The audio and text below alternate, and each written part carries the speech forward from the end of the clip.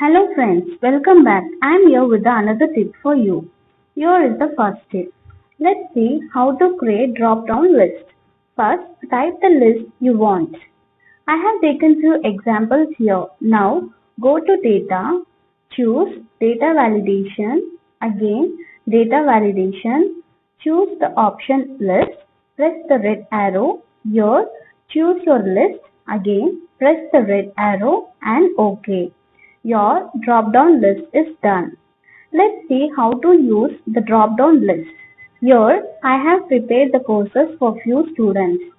Here, instead of typing the course each time, I place the cursor under the course and will create the drop-down list.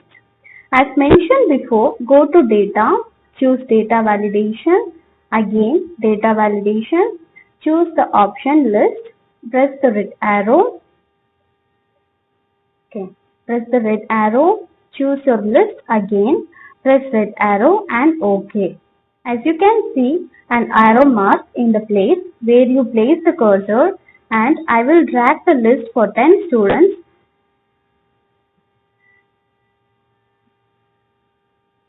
here.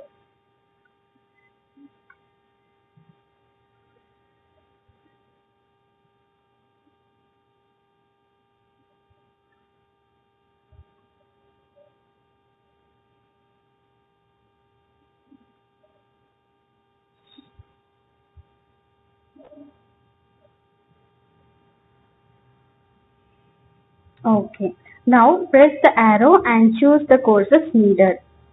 We have done. Now the next step. We will see how to edit or add custom lists. Usually there are few custom lists. For example, if you type Jan and drag, you will get all the months. If you type Monday and drag, you will get all the days. Likewise, if you want to create your own custom list, type the list of your own wish.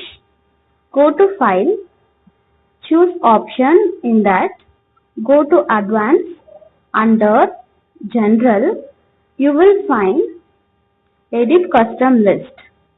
Click on that.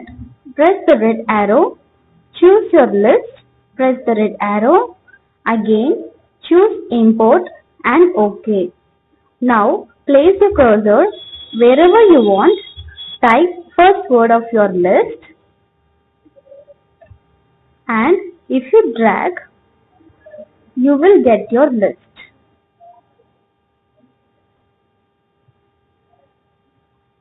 Yes. Thank you. See you in the next video.